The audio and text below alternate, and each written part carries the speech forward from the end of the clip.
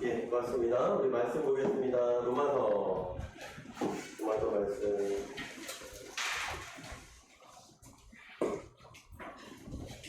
자, 로마서 12장 말씀입니다. 로마서 12장 1절에서 2절. 우리 짧으니까 같이 음목소리 읽습니다. 로마서 12장 1절과 2절입니다. 시작! 그러므로 언제나 내가 하나님의 모든 자비하심으로 너희를 권하노니 너희 몸을 하나님이 기뻐하시는 것과 상대물로 두라. 이는 너희가 우리 영적 예배구나. 너희는 이 세대를 못하지 말고 오직 마음을 새롭게 함으로 변화를 받아 하나님의 선하시고 기뻐하시고 온전하신 뜻이 무엇인지 경배하도록 하라. 아멘. 잘 지내셨어요? 자, 이제 명절이 이제 코앞입니다. 여러분들 이제 중간고사도 코앞이죠. 참 코로나라는 시간들이 우리를 참 계속해서 힘들게 하고 있습니다. 여러분, 요즘 시대는 변화의 시대라는 얘기를 참 많이 합니다. 변화. 왜 변화인가 생각했더니 광고를 보니까 이해가 되더라고요. 자동차 광고인데 들어보셨죠? 운전하는 X세대와 옆자리에 타 있는 Y세대와 뒷자리에 앉아있는 Z세대가 네, X세대, Y세대, Z세대 라는 얘기를 합니다. 이 세대라고 얘기할 때 생물학적인 세대는요, 한 사람이 태어나서 다음 세대를 양육할 때까지가 세대라고 얘기를 합니다. 이해가 되시나요?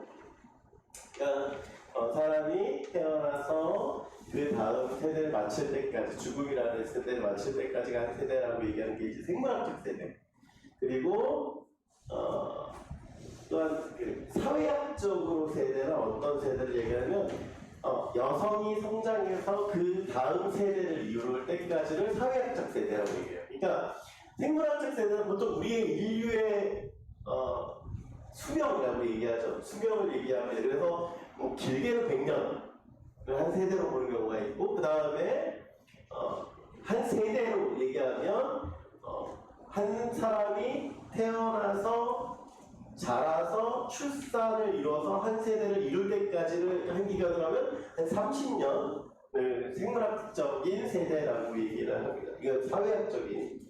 그런데 우리가 얘기하면 여기에서 얘기하는 XY 세대라고 XY Z 세대라고 얘기하는 건 이건 어떤 세대를 얘기하면 문화적 세대라고 얘기해요. 문화적 세대. 즉 한 문화 안에서 그 문화를 같이 누리고 공유하던 사람들, 이걸 문화적 세대라고 얘기하는데, 이 XY 세대, 우리가 잘 쓰는 그 세대라는 표현은 어떤 세대를 얘기하냐면 문화적 세대를 얘기합니다. 이거 사회에 나온다. 일반 사회. 자, 그러면 XY 세대를 좀 비교해서 보면 이렇습니다. X세대는 그 X세대 전에 어떤 세대냐면 베이비 부모 시대지. 아기가 갑자기 출산하던 시대가 있었어요. 그때가 언제냐면 우리나라가 이제 해방이 되고 전쟁을 거치면서 인구가 축소됐다가 이제 잘 살기 시작하는 시대, 그걸 베이비 부모 시대라고 하는데 그게 이제 60년대 후반까지, 그래서 46년부터 64년까지를 베이비 부모 시대라고 얘기를 하고, 그 다음이 65년부터 80년대 세대를 갖다가 X세대, 이건 출생입니다, 출생. 65년부터 80년대를 보통 태어난 사람들이 이제 X세대라고 얘기를 합니다. 저도 X세대 안에 속해 있어요. 이 X세대에 속해 있던 사람들은 어떤 세대냐? 아날로그부터 디지털을 경험하고 있는 신세대들입니다. 네. 아날로그 때부터 지금까지 우리나라의 모든 현대화된 변천사를 다 겪은 사람들이 저희죠. 제가 고등학교 1학년 딱 들어가자마자 대학 입시가 바뀌었어요. 고등학교 1학년 딱 들어가자마자 학력고사가 끝이 나고 수능으로 바뀌었습니다. 그래서 제가 수능 2세대예요. 수능이 딱 원래는 2번 봤어요, 수능을. 여름에 보고 겨울에 보고. 근데 그 다음 연도에 갑자기 바꾸기 시작한 게 한 번 보고. 그런 시대로 바뀌고, 그 다음에 이제 수능만 보면 안 되겠다. 그래서 이제 대학들마다 또 시험을 보게 되는 그런 과정들을 대단입식 과정들을 제가 겪은 제가 1세대 그래서 제가 X세대 안에 속해 있고요. 그 다음에 이제 80년대 이후생들을 뭐라고 Y세대라고 얘기합니다. 이들은 X가 비슷하긴 한데 좀 달라요. 워라벨이라는 얘기를 제일 많이 하는 게 요즘 Y세대라고 얘기를 합니다. 그리고 지금 여러분들 96년 이후에 태어난 사람들을 여러분 이제 Z세대 여러분 라고 얘기를 하죠. 뭐 클라우드라든가 나의 선택, 관심을 실현한다거나 자주적인 기회가 생기면 생각하는 어떤 그런 부분들을 얘기를 합니다. 여러분 죄송합니다. 이게 변화의 시대라고 얘기를 하는데 왜 변화를 하냐면 계속해서 세대는 변해요. 문화도 변하고 그 세대가 갖고 있는 생각들이 바뀝니다. 그러니까 무슨 얘기하면 다음은 무엇인가? 다음은 무엇인가? 여러분 예전에 스트리밍으로 지금은 듣고 있잖아요, 그렇죠?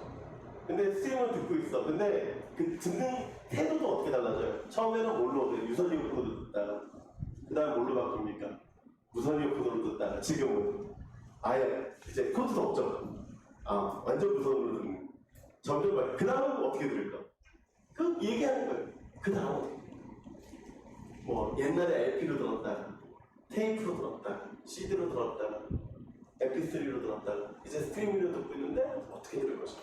그런 얘기들을 계속해서 하고 있는 것이죠. 이 변화를 얘기를 할 때 이렇게 얘기를 합니다. 수능, 적응, 혼합, 융합이라는 얘기를 합니다. 좀 어렵나요? 요새 설교 시간인데 왜 꼭 사회 공부하는 것 같은 느낌이죠? 그런 화학 공부하는 느낌이 그런 느낌을 하는데 한번 생각해보세요. 수능이라는 건 뭐냐면 사람이 그냥 어두운 데로 딱 들어가는 거예요. 그럼 어떻게 해요? 어두운 데를 직감하고 어떻게 반응합니까? 조심하게 되죠. 그리고 조금 어둠에 익숙해지면 그 다음 어떻게 돼요? 물체가 흐리다 하지만 보이게 됩니다. 자, 처음에 반응하는 걸 수능이라고 해요. 반응하는 거. 그리고 그 다음에 적응하는 걸 적응이라고 하죠. 그러니까 즉 처음에 변화를 경험한 사람들은 어떨까요? 그냥 이 변화가 있구나 라고 봐요. 그 다음에 그 변화를 어떻게 적응하려고 노력을 합니다. 여러분 요즘 핸드폰 음악 안 듣는 사람 없잖아요. 그죠? 그러니까 자꾸 어떻게 되는 거예요? 변화가 되고 있는 거예요. 적응하고 있는 거예요. 나이 드신 분들도 어떻게 합니까? 돋보기 쓰고 문자, 카톡. 여러분 할아버지 할머니들은 어떻게 해요? 카톡으로 소통합니까? 안 합니까? 소통하잖아요. 안 해요? 어르신들도 열심히 배우려고 뭔가 노력한다는 이건 뭐 어떤 거예요? 수능하고 변화를 직감하고 뭐 하는 거예요? 적응하고 있는 거예요. 근데 그 적응하는 정도에 따라서 뭐를 얘기하냐면 혼합과 융합에 나뉘어진다는 거예요. 여러분 혼합과 융합을 어떻게 이야기할 수 있냐면 이렇게 얘기할 수 있어요. 유기농 혼합군과 파레트를 얘기할 수 있습니다. 자, 이 혼합군 안에는 강낭콩도 있고 허리태도 있고 쥐놀이콩도 있고 뭐 여러 가지 다 있겠죠. 자, 그 콩들이 같이 한꺼번에 있다고 해서 강낭콩이 강낭콩 맛이 안 날까요? 쥐는 뭐지? 그 콩. 뭔 얘기인지 알지? 뭐 병아리콩 같은 거, 그 콩이 갑자기 강낭콩 맛이 나거나 그러지는 않는다라는 거예요. 그러니까 즉 본인의 속성을 가진 채 같이 뭐하고 있는 거예요? 어울려 있습니다. 그런데 이 혼합을 가지고 좀 더 넘어오면 융합을 가지고 가는데 그 융합의 가지고 뭐냐면 이거예요. 빨간색과 노란색이 더해지면 뭐가 됩니까? 주황색이 되죠. 자, 파란색과 빨간색이 섞이면 보라색이 되죠. 전혀 뭐가 되는 거예요? 새로운 게 되는 거예요. 그걸 융합이라고 얘기를 한다는 것입니다. 자, 그러면 우리가 생각해볼 문제는 여기 있는 거예요. 어떤 문제? 신앙은 어떤 건가? 신앙? 자, 수능, 적응, 혼합, 융합 말고 한 가지가 더 있습니다. 뭐예요? 역행이라는 거죠. 역행. 즉, 다른 삶을 살아가는 거예요. 변화하고 있는 삶이 아니라 다른 삶. 요즘 들어서 제가 영상도 자꾸 봐야 되고, 음악도 들어야 되고, 그런 일들이 많아서 자꾸 제가 유튜브를 찾아보다가 요즘 판매 대수가 높아지는 것이 하나 있대요. 그게 뭐냐면 진공관이에요. LP. 그런 것들을 찾는 사람들이 많아졌다는 거예요. 왜 그런 것 봤더니 취미. 그것이 더 좋았기 때문에. 옛날에 들었던 사람들은 아 그것이 좋았어 라고 해서 그 가드를. 근데 요즘 사람들도 들었는데 왜 듣느냐?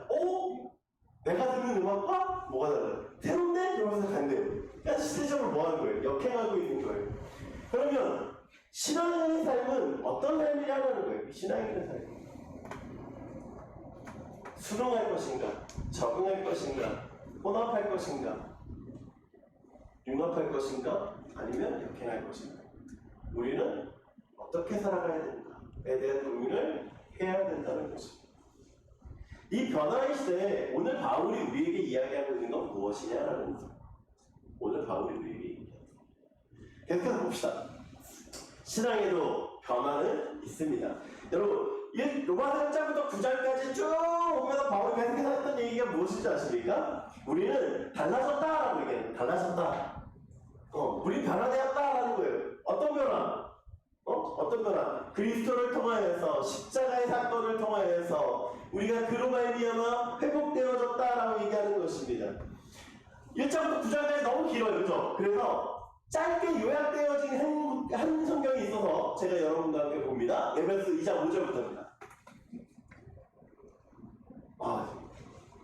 두 장은 제가 잘못 넘겼네요. 자, 에베소 2장 3절부터 5절입니다. 같이 읽습니다. 시작! 저희는 우리도 다 그 가운데서 우리 육체의 욕심을 따라 지내며 육체와 마음에 원하는 것을 하여 다른 이들과 같이 본질상 진리의 자녀를 이었더니 그분이 풍성하신 하나님이 우리를 사랑하시기를 큰 사랑을 위하여 허물로 죽은 우리를 그리스도와 함께 살리셨고 너희는 은혜로 구원을 받을 것이라. 아멘.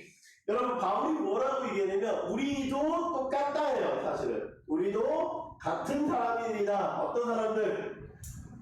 육체와 마음에 원하는 것을 하여 다른 이들과 같이 본질상 어떤 자녀? 진노의 자녀, 즉 죽음의 사람들로 가고 있다는 거예요. 우리는 본질상 어떤 사람들? 죽음의 사람들로 가고 있었던 사람들이라는 것입니다. 그런데 어떤 것이? 하나님의 은혜가, 하나님의 큰 사랑이 우리를 어떻게? 그리스도로 말미암아 살았다라는 것입니다. 죽음에서 삶으로 달라졌다라는 거예요. 죽을 수밖에 없는 죄의 자녀에서 생명의 하나님의 자녀로 바뀌었다는 것입니다.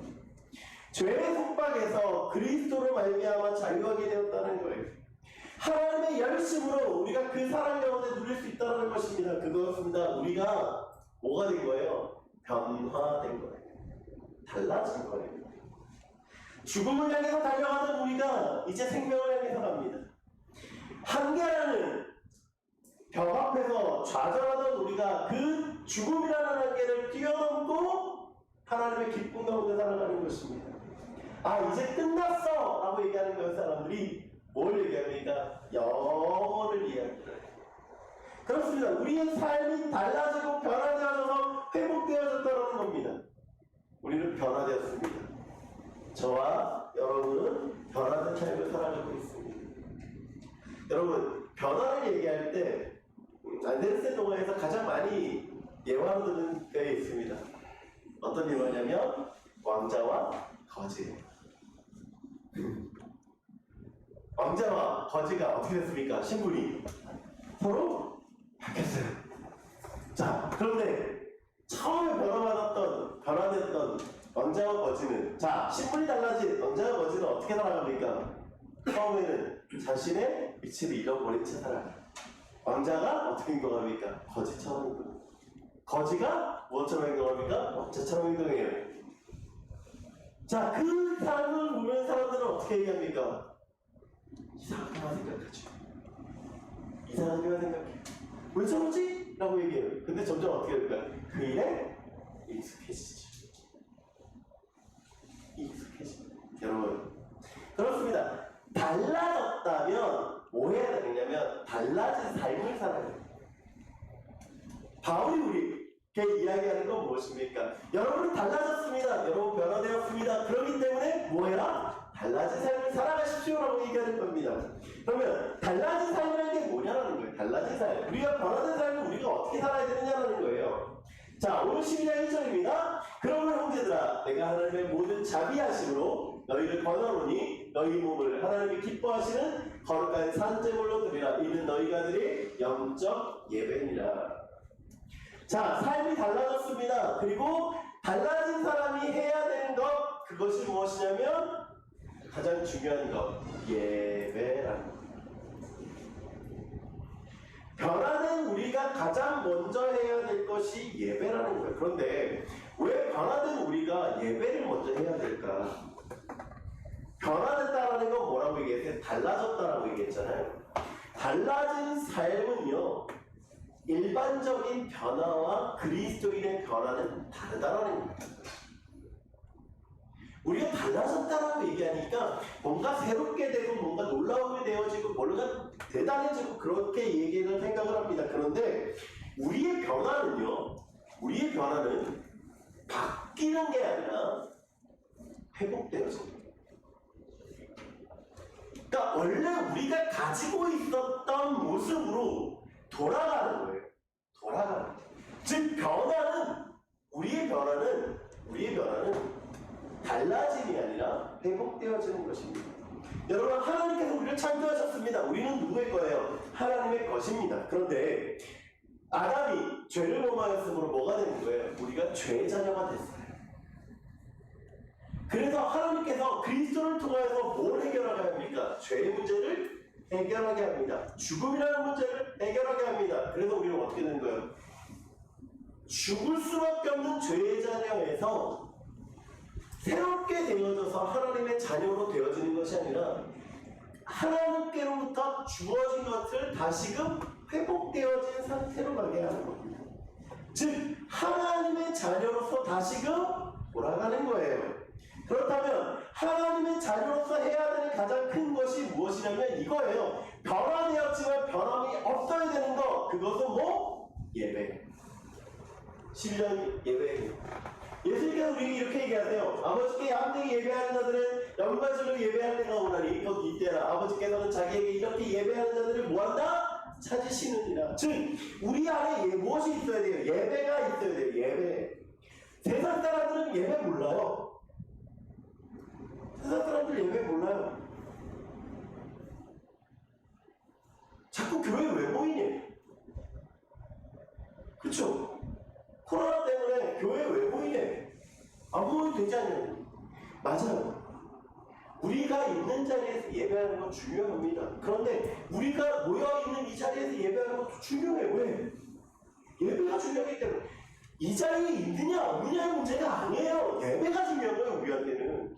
근데 자꾸 세상 사람들은 어떻게 얘기를 해요? 모이는 거에 중심을 둬요.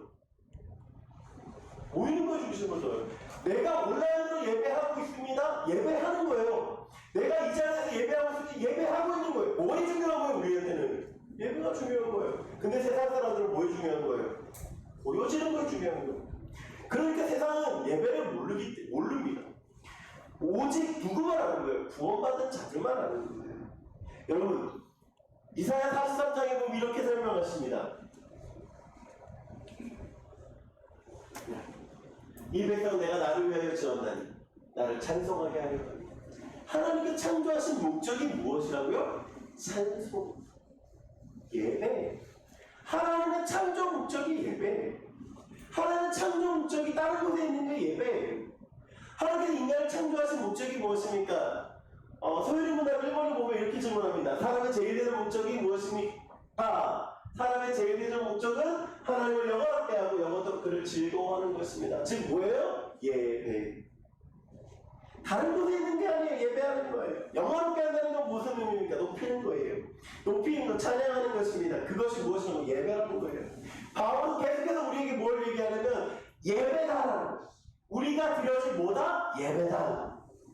그 예배를 통하여서 우리가 은혜를 나누고 있는 줄 믿습니다. 하나님을 알 때 예배하는 거예요. 하나님을 모르는 사람은 예배하려고 해도 예배할 수가 없습니다. 왜? 하나님 모르니까. 어떻게 예배해야 될지 모르고 어떻게 살아가야 될지 모릅니다. 하나님을 경험했기 때문에 예배하는 것입니다. 하나님의 은혜를 알기 때문에 예배하는 것입니다. 존 파이버 목사님이 쓰신 책입니다. 하나님을 기뻐하라라는 책에서 쓰신 말인데 이렇게 써있어요. 오직 하나님만 아는 예배가 되게 하라. 기독교의 희락주의는 오직 하나님 한 분만이 우리의 행복해지려는 마음의 열망을 채우실 수 있다고 시인함으로써 그리고 실제로 느낌으로써 하나님을 공경한다. 하나님을 영원토록 즐거워함으로써 그분을 영화롭게 할 수 있기에 예배는 그 자체로 무엇이 된다? 목적이 된다. 여기 희락주의라고 하는 건 기쁨이에요. 그러니까 기독교 안에 기쁨은 어디 있느냐면 예배 안에 있는 거예요. 여러분 그렇기 때문에 우리는 뭐 하는 거예요? 예배하는 거예요. 예배를 통해서 하나님 만나고 예배를 통해서 하나님 경험하고 예배를 통해서 은혜를 알고 예배를 통해서 하나님과 교제하고 있는 것입니다. 그것이 우리가 회복되어졌기 때문에 할 수 있는 거예요. 우리가 회복되어짐으로 해야 하는 것입니다. 그렇다면 그냥 예배를 얘기할 때 바울은 그냥 예배를 얘기하지 않아요? 어떻게 예배하느냐 12장 1절 다시 한번 봅니다. 그러므로 형제들아 내가 하나님의 모든 자비하심으로 너희를 권하노니 너희 몸을 하나님이 기뻐하시는 거룩한 산제물로 드리라. 자, 거룩한 산제물로 드리라라고 얘기합니다. 여러분 구약에서의 제사는요 반드시 무엇이 있었냐면 제물이 있었습니다. 짐승을 데리고 가서 죽이고 불에 태우는 것이 제사, 예배의 모습이었어요. 자, 소나 양을 죽이고 또한 없을 때는 비둘기를 죽이고 더 없을 때는 뭐하는 곡식을 드리기도 하고 소금을 드리기도 하고 그 모든 것들은 뭐예요? 제물이었습니다. 그러니까 하나님께 드려지는 거였어요. 하나님께 드려지는 거예요. 그런데 하나님께 드려지는 것을 오늘 바울이 뭐라고 얘기하냐면 산제물이라고 얘기해요. 산제물. 여러분 산제물을 어떻게 드릴 수 있을까요? 산제물. 우리 몸을 산제물로 드린다는 건 어떤 걸까요? 아브라함이 이삭을 죽이는 사건처럼 우리가 묶여가지고 이렇게 칼로 들이대는 그런 것도 있는 것이 아니고 우리가 또 잘 아는 얘기 있잖아. 예수님께서 십자가에 죽으심으로 뭐 했다? 온전한 제사를 드리셨다라고 얘기합니다. 근데 바울이 또 뭘 얘기해요? 산제물. 그럼 도대체 산제물로 드린다는 건 뭐냐는 거예요. 산제물로 드린다는 건 따라해봅시다. 하나님의 것을 인정하는 것이다. 산제물이라고 하는 것은요, 여러분 죽음으로써 제물을 드려지라고 하는 것이 아니에요. 내가 죽음을. 여러분 노예는요 자신의 것이 없어요. 노예가 재산이 있다고 해서 그 재산을 자기의 것으로 할 수 없습니다. 왜요? 노예의 주인 누구예요? 주인의 거예요. 노예는요 철저하게 주인의 것입니다. 자신의 뭐마저도 육신마저 어떠한 것도 누구의 것이 될 수 없어요. 내 것이 될 수 없어요. 내가 가지고 있는 어떠한 것도 뭐가 되는 거예요? 주인의 것이다. 재물은요 죽음이라는 거예요. 죽었다는 거예요. 내가 죽었기 때문에 뭐 하는 거예요? 내 것이 없는 거예요. 내 것이 없기 때문에 누구의 것인 거예요? 나를 만드신 하나님의 것임을 고백하는 거예요. 즉, 내 시간도 하나님의 것이고, 내가 가진 재산도 하나님의 것이고, 내가 공부하는 것도 하나님의 것이고, 내가 무엇을 하더라도 뭐 하는 거예요? 하나님의 것입니다. 우리에게는 뭐가 있는 거예요? 그분에게 맡긴 것만입니다. 맡긴 것. 여러분, 하나님께서 여러분의 삶을 맡기신 거예요. 그걸 어떻게 하라도 하나님께 드리도록 해요. 여러분 시간을 하나님께서 주신 거예요. 그 시간을 여러분이 낭비하면 안 돼요. 하나님께 드려야 되는 거예요. 여러분 하나님 앞에 나중에 우리가 설 때 하나님께서 우리에게 어떻게 사용했는지를 보실 것입니다.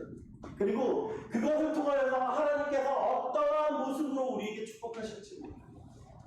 여러분 우리가 교회의 몸이 됐다고 얘기합니다. 지체가 됐다고 얘기합니다. 아름다운 교회를 위해서 우리가 우리 삶을 드리는 거예요. 교회에서, 가정에서, 학교에서, 학원에서, 여러분이 있는 그 자리에서 하나님 앞에 살아가는 저와 여러분들에게 간절히 소망합니다. 하나님의 자녀로서 살아가십시오. 하나님께서 원하시는 뜻이 여기 있는 것입니다. 또한 변화되었을 때 가장 중요한 두 번째가 있습니다. 그게 무엇이냐면 2절 말씀이에요. 다시 돌아가지 않는. 너희 이 세대를 본받지 말고 오직 마음을 새롭게 함으로써 변화를 받아 하나님의 선하시고 기뻐하시고 온전한 뜻이 무엇인지 분별하도록 하라. 여러분, 이 세대를 본받지 마라라고 얘기하는 게 어떤 뜻일까요? 이 세대를 본받지 마라. 쉬운 성경을 보니까 이 세대를 이렇게 얘기합니다. 여러분, 이 세상을 본받지 말고 마음을 새롭게 변화를 받으십시오. 그러면 여러분 하나님의 선하시고 기뻐하시고 온전한 뜻이 무엇인지를 분별할 수 있게 될 것입니다. 여러분, 여러분, 세상을 본받지 말라는 건 어떨까요? 세상을 본받지 말라는 것은요, 길이 다르다는 것입니다. 길이 다르다. 여러분, 세상의 가치관은요, 물질적 가치관. 세상의 가치관은요, 높임의 가치관입니다. 세상의 가치관은요, 자랑의 가치관입니다. 그 길은 사람들이 많이 찾죠. 그런데 그리스도의 가치관은 낮아짐의 가치관이요. 그리스도의 가치관은 섬김의 가치관이요. 그리스도의 가치관은 죽음의 가치관입니다. 여러분, 그 가치관이 달라요. 삶이 달라요. 삶이 달라요.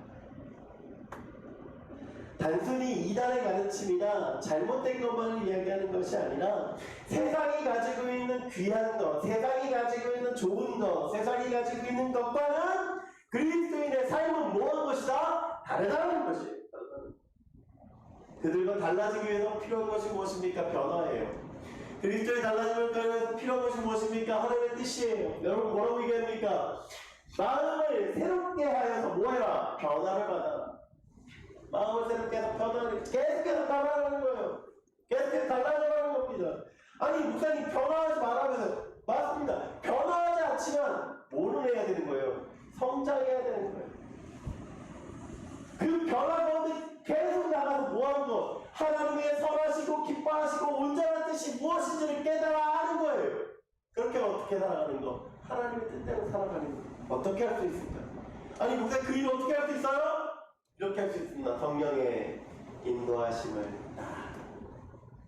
성령의 인도하심을 따라서 할 수 있어요. 다른 것으로 못해요. 누구나 할 수 있어요. 성령의 인도하심 따라서 할 수 있습니다. 그리스도인은 성장해가는 거예요. 점차 어디까지? 그리스도를 닮아가는 데까지. 그 닮아가는 데까지 잘할 때 우리는 뭐 하는 거예요? 하나님의 인도하심 가운데 살아갈 수 있습니다. 여러분, 어린아이에게 칼을 주진 않아요. 그쵸? 5살짜리 아이에게 너 요리해! 이러고 줘요? 안 주죠. 어떻게 해야 돼요? 조금 잘해야 돼. 좀 잘해야 돼. 여러분이 아직까지 어리다 하는 건 무엇이냐면 여러분에게 책임이 없다라는 거예요. 사실. 근데 여러분도 자꾸 어떻게 얘기하는데 이렇게 얘기해요. 내가 다 할 수 있는데요. 여전히 뭐하고 있는 여러분 아직 더 잘해요. 그래서 뭐하죠? 그리스도 앞에 성숙되어지고 배워나가야 돼요. 그래서 배워가야 돼요. 성경을 통해서 배워가야 되는 거예요. 성경의 인도하신 대로 살아가는 거예요. 그리고 그 안에서 충분히 자라고 성장하였을 때 뭐하도록? 하나님의 뜻대로 살아갈 수 있는 것입니다. 1998년에 나온 노래입니다. 강산혜 씨라는 분이 부른 노래인데 오늘 주보하고 제가 그려진 거예요. 거꾸로 강물을 거슬러 오르는 저 힘찬 연어도 이게 제목이에요. 되게 길죠? 여러분 연어를 아십니까? 연어는 태어나서 성장할 때까지 바다에 있다가 돌아옵니다. 여러분 왜 연어가 돌아와나요? 왜 연어가 돌아오나요? 왜? 연어 왜 돌아와요? 우리 알잖아. 왜 돌아옵니까? 산란하기 위해서 돌아옵니다.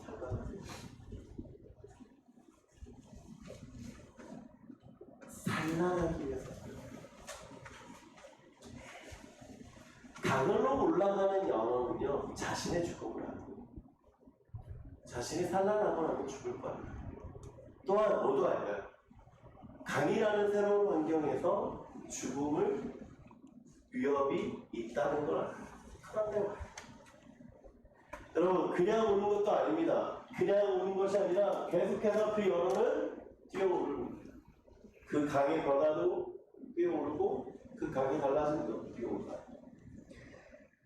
지금 21세기를 살아가고 있는 우리들도 이 이 연화가 어떻게 돌아오는지, 왜 돌아오는지에 대해서 몰라요. 그냥 뭐만 알면 단단하게 해서 우는 것만 알아요. 희한하게도 그 자리로 다시 돌아와요. 여러분, 신앙이 또 이런 삶이 사실 무엇을 위해 살아가는 거예요? 죽음 위해 살아가는 거예요. 죽음이라니까 겁신한다? 아니요. 누구를 위해 살아가려고? 그리스도를 위해 살아가려고 죽음을 위해 살아가는 거예요.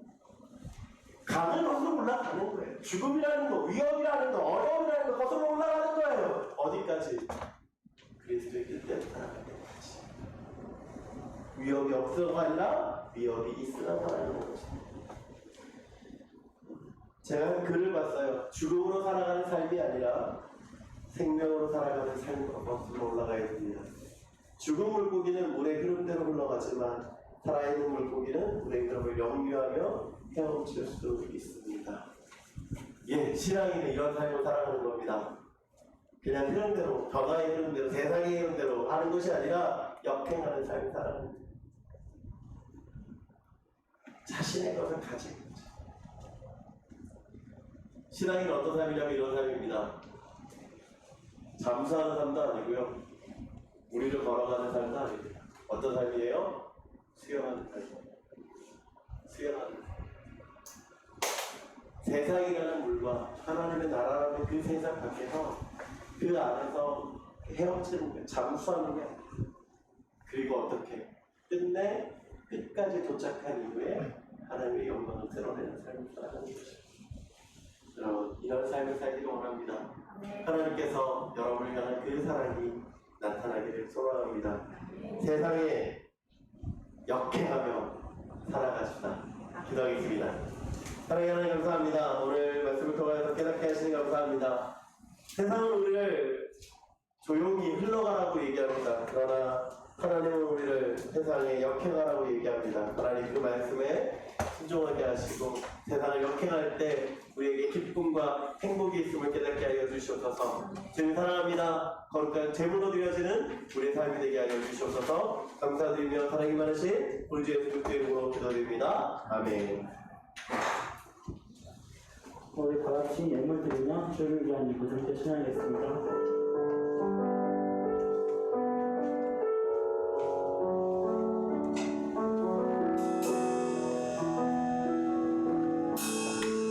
주를 위한 이곳에